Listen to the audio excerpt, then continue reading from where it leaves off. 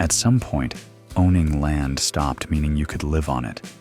Not because it became illegal, but because it became conditional. You can buy the dirt. You can stand on it. You can even admire it from a respectful distance. But the moment you try to actually live simply, slowly, quietly, off-grid, the questions begin. Not loud questions, polite ones, the kind that come with clipboards, timelines, and the phrase, "just one more requirement." Welcome to the silent crackdown on simple living. This isn't about raids or bans or dramatic headlines.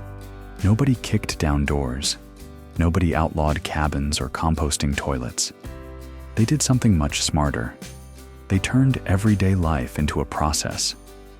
Before we go any further, take a second and hit subscribe.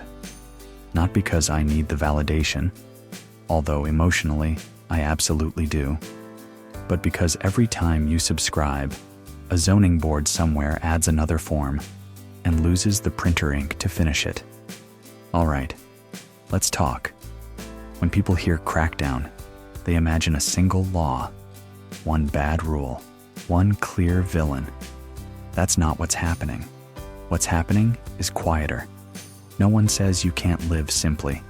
They just say, you can't live simply like that, or here, or yet. You want to live in an RV while building? That's temporary. For now, until it isn't. You want to build slowly, with cash, without debt? That's fine, as long as you finish on their timeline. You want to collect your own water, handle your own waste, generate your own power? Sure, just submit the plan, and the revision of the revision. Individually, each rule sounds reasonable, helpful even. Health, safety, order. But stacked together, they do something strange. They don't ban simple living, they make it impossible to sustain. And the key word here is silent. No announcements, no press conferences, just small changes, updated interpretations, new enforcement priorities. Most people don't notice until after they've already moved, after they bought the land, after they parked the trailer, after they started building the life they thought was still allowed. That's when the system gently clears its throat and says, yes, you can live here, just not like this. And that's what this video is about. Not the places where freedom is gone, but the places where it quietly comes with conditions nobody mentioned up front. Because simple living didn't disappear, it just started requiring permission. For decades, Oregon was the promised land for simple living.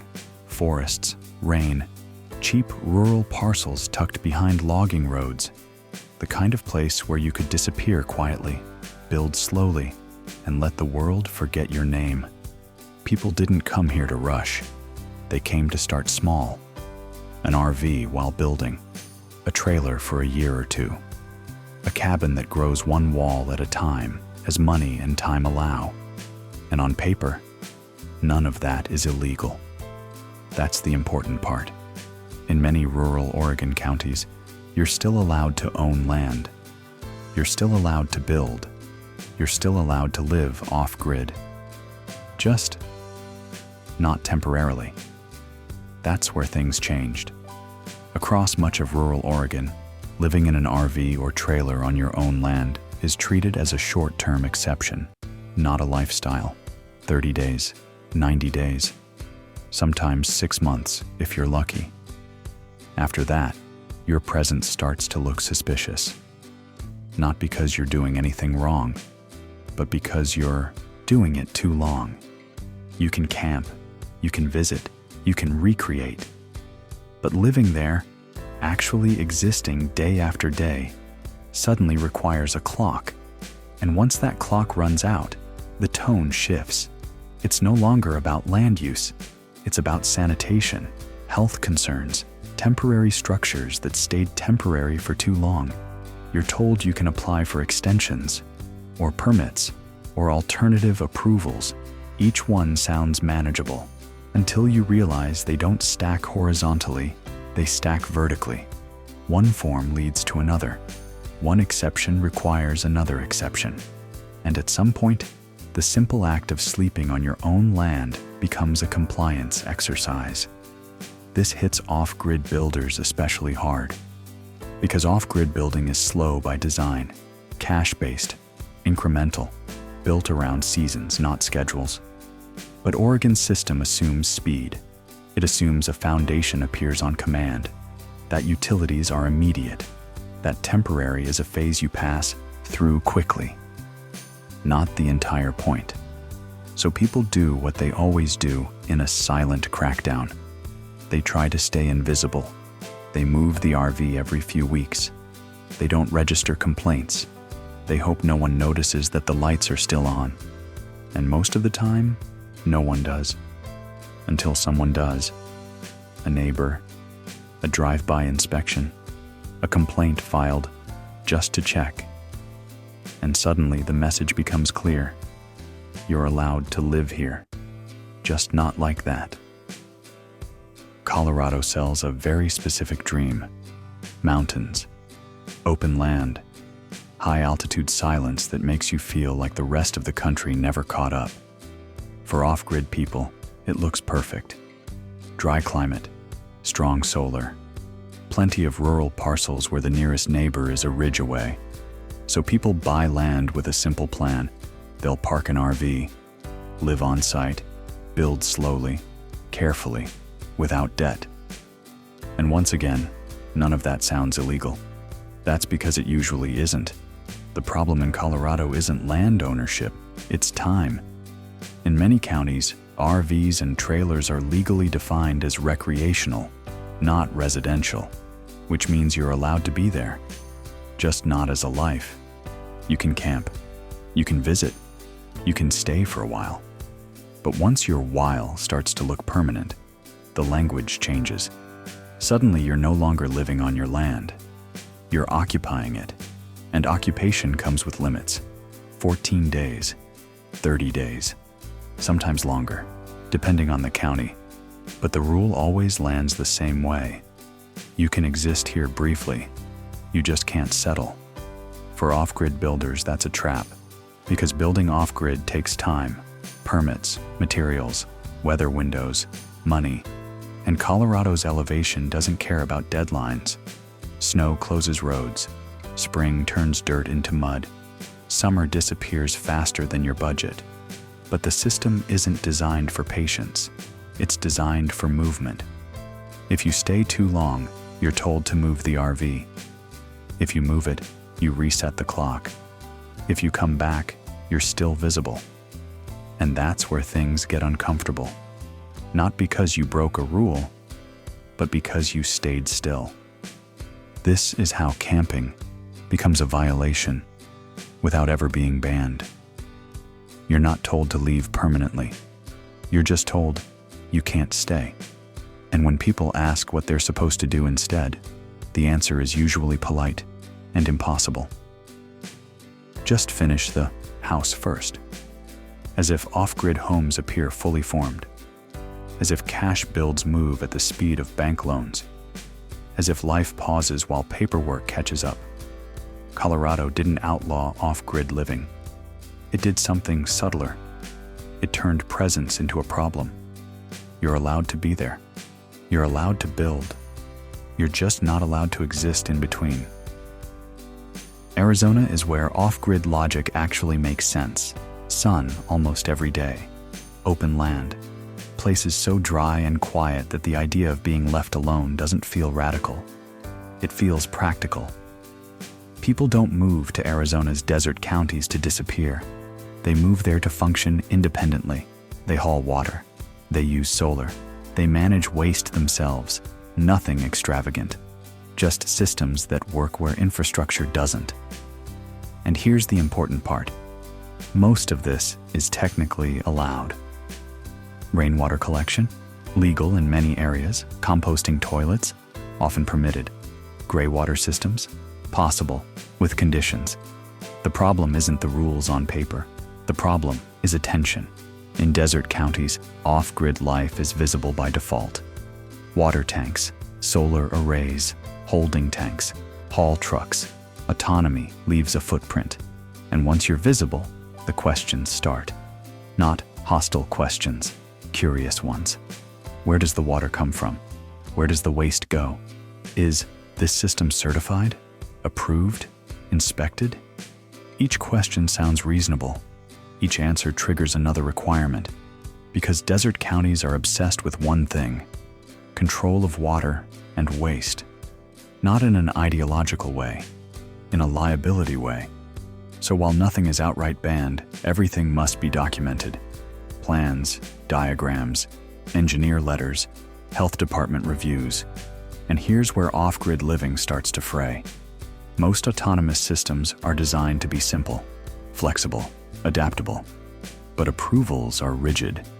A composting toilet that works perfectly in practice can fail on paper. A gray water system that keeps trees alive can become a compliance problem. A water haul routine that's been stable for years can suddenly require proof, permits, and inspections. And once you enter that loop, you don't really exit it. You revise the plan, submit again, wait. Meanwhile, you're still living there, still using the system, still visible.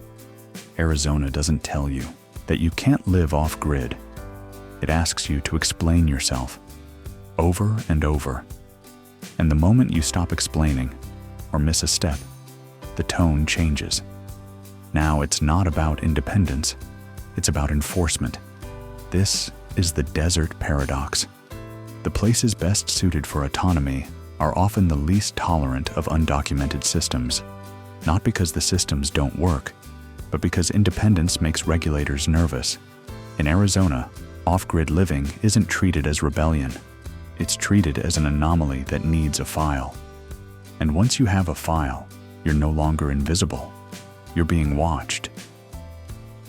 Tennessee shows up on a lot of relocation lists for a reason. Low cost of land, no state income tax, green hills, water, trees.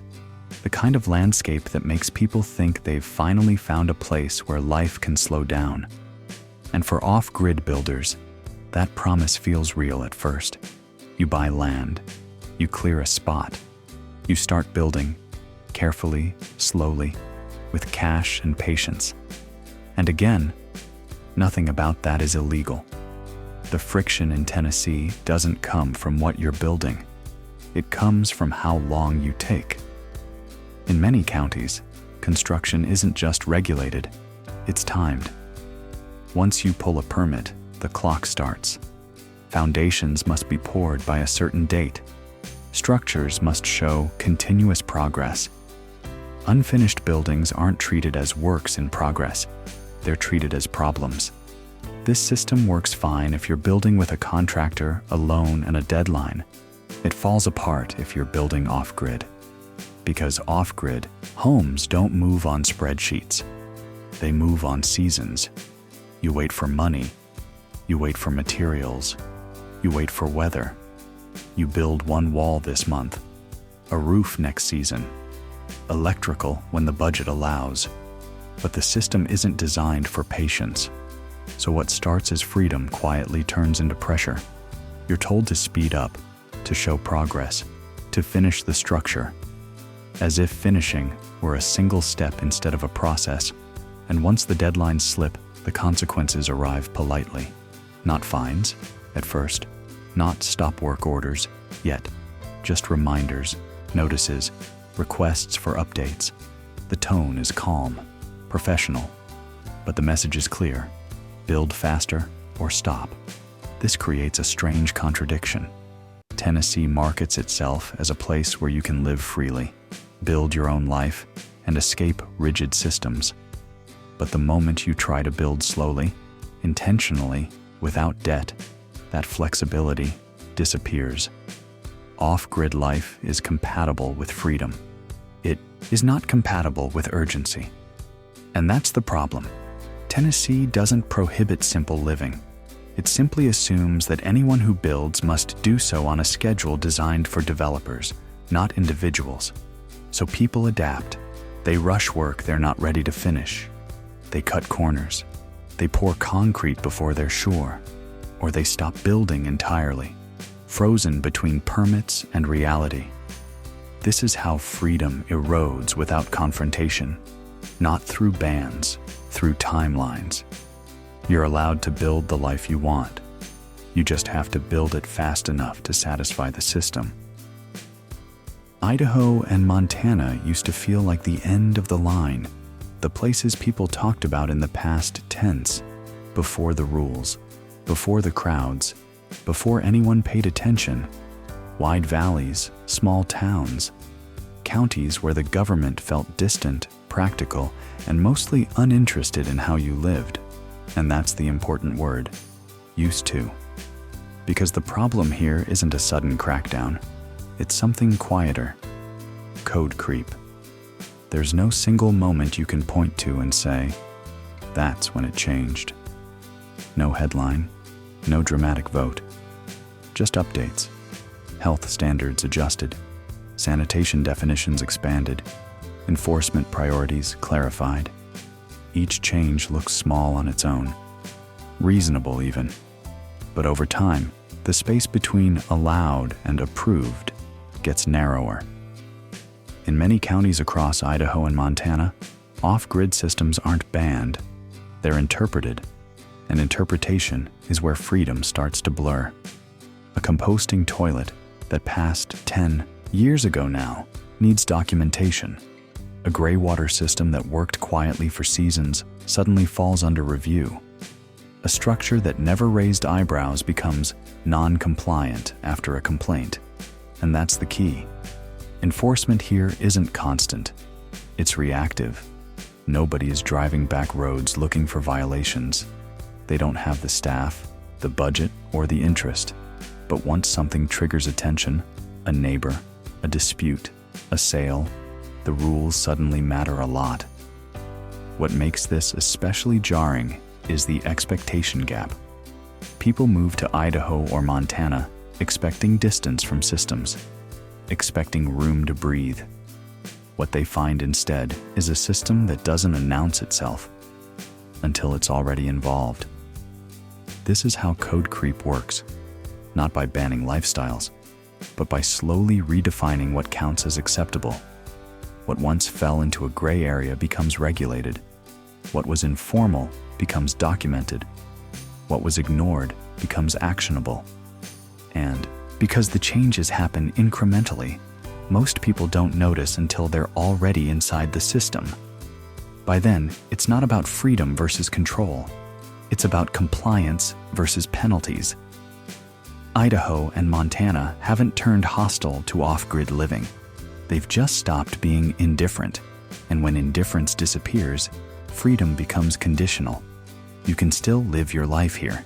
You just have to do it in a way that fits inside an expanding rulebook. On paper, this sounds like the dream. Towns in the Midwest offering free land. Not discounted, not subsidized, free. No bidding wars, no investors circling. Just a simple promise: come here, build a home, and stay. For people dreaming of off-grid or simple living, it feels like a loophole in the system. If the land costs nothing, surely the life on it can be simple too. That's where reality quietly steps in. Because free land doesn't mean unmanaged land. It means conditional land. Most free land towns come with requirements that sound harmless at first. You must build within a set time frame. You must meet minimum square footage. You must connect to certain utilities. You must submit approved plans. None of this feels oppressive on its own. It feels organized, civic, responsible. But for off-grid living, those conditions change everything. Off-grid homes are small by design, efficient, minimal, built around systems that don't rely on hookups. Free land programs are built around the opposite assumption. They want permanence, uniformity, taxable, predictable structures that look like normal houses. So while the land may be free, the lifestyle is not. If you want to build slowly, the timeline becomes a problem. If you want to build small, the minimums become a problem. If you want to stay off utilities, compatibility becomes a problem. Suddenly, the question isn't, can you live here? It's, can you live here the right way? And the right way is rarely off-grid. This creates a quiet bait-and-switch effect.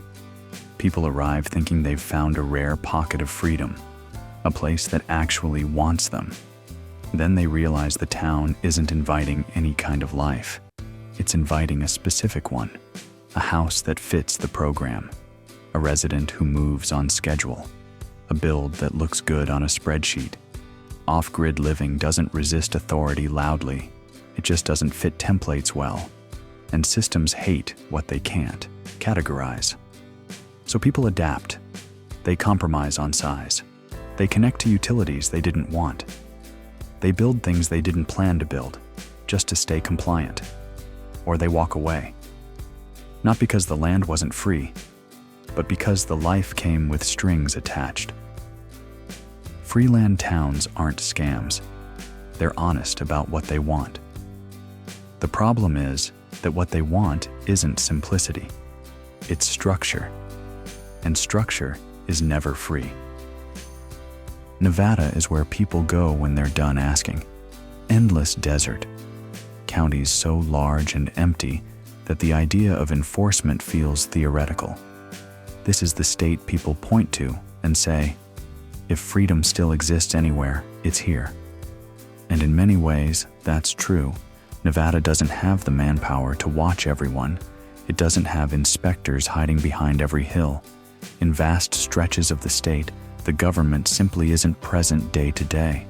That absence is what makes Nevada feel free, but it's also what makes the system here operate differently. In many remote Nevada counties, enforcement isn't proactive. It's reactive. No one comes looking for problems. Problems come to them. And that's where the illusion breaks. Freedom in Nevada depends on one thing: invisibility.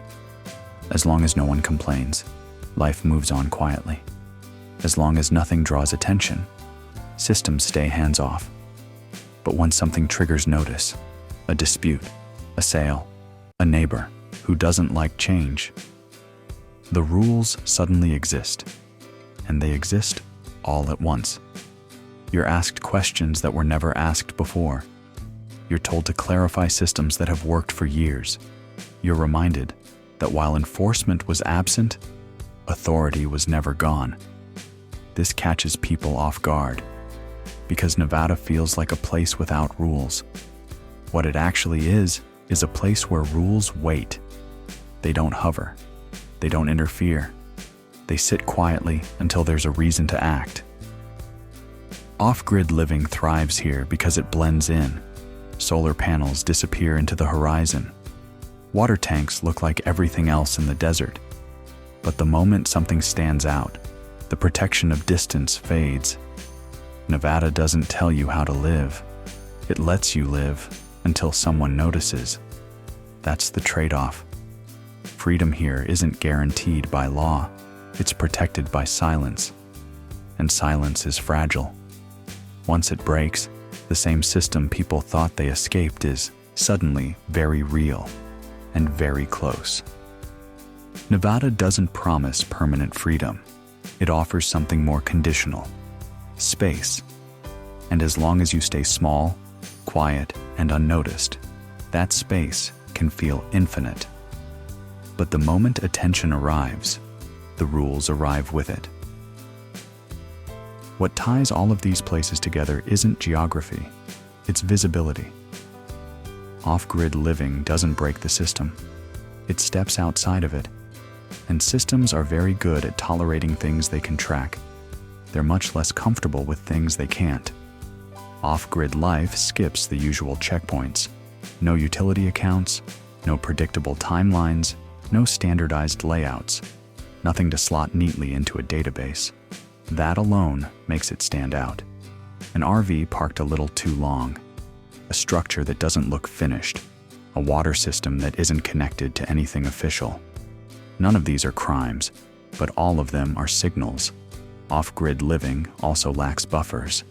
There's no developer absorbing delays, no contractor navigating compliance, No lawyer on retainer translating intent into paperwork. When something goes wrong, it lands directly on the person living there. And because off-grid builders move slowly, intentionally, they stay in the gray areas longer. Gray areas are where attention gathers. The system isn't designed for people who build a life in phases. It's designed for people who finish, connect, and disappear into normalcy. Off-grid does the opposite. It stays unfinished by design. It stays adaptable. It stays visible. That's why off-grid feels the pressure first. Not because it's targeted, but because it doesn't hide well inside standardized rules. In most cases, no one is trying to stop off-grid living. They're trying to classify it. And the moment something needs to be classified, it needs to be approved. That's the shift. Off-grid used to be invisible. Now, it's something the system wants to understand. And once it's understood, it can be managed. That's why people living off-grid notice the crackdown first. They're standing outside the structure when the walls start closing in. What's happening here isn't limited to off-grid living. Off-grid just notices it first. The same pressure is showing up in places that don't look radical at all. RV living, early retirement, people buying cheap land to reset their lives instead of scaling them. None of these are fringe anymore. They're quiet exits from systems that became too expensive, too fast, too loud. And that's exactly why they draw attention. Living simply used to be invisible. Now it's interpreted. A parked RV isn't just a vehicle, it's a use case. A small house isn't just a home, it's a deviation. A slow life isn't just a choice, it's a variable the system doesn't like. This is why so many people feel like the rules changed without notice. Because they didn't change everywhere at once. They changed around behaviors. Not cities, not states, lifestyles. The moment your life stops matching default assumptions, permanent address, steady utility usage, predictable timelines, it starts generating questions. And questions turn into requirements. This isn't about stopping people from living differently. It's about making sure different ways of living remain manageable, documentable, and visible. That's why retirees feel it, why RV dwellers feel it, why people trying to start over on cheap land feel it. Off-grid just sits at the far edge of that spectrum. It's the canary in the coal mine. Not because it's extreme, but because it removes the buffers that usually hide these pressures. What looks like a crackdown on off-grid is really a shift in how simple life is treated everywhere. Not illegal, just conditional. And once living simply becomes conditional, it stops being simple. That's the part people are starting to sense, even if they can't quite name it yet. None of the places we talked about are dystopias. They're not hostile. They're not collapsing. In fact, on the surface, many of them still look like freedom. Land is available. Building is allowed. Living off-grid is still technically possible. That's what makes this shift so hard to see. Nothing was taken away all at once. Nothing was loudly banned. Instead, simple living became something you have to explain. You don't get told no. You get told, not like that, or not yet, or only if you can document it. And slowly, quietly, the space where life could just happen gets smaller. This isn't about a single state or a single policy. It's about a pattern. A system that doesn't know how to handle lives that don't fit templates. Lives that move slowly. Lives that don't generate predictable data. So it tries to manage them. Not aggressively. Not maliciously. Just thoroughly. Living simply used to be invisible. Now it requires permission. Not to breathe. Not officially, but close enough that people can feel the difference. And that's why so many are uneasy right now. even those who never planned to live off-grid. Because once simple living becomes conditional, the question isn't where you live. It's how much freedom exists between the rules. That space still exists. It's just quieter than it used to be, and much easier to miss.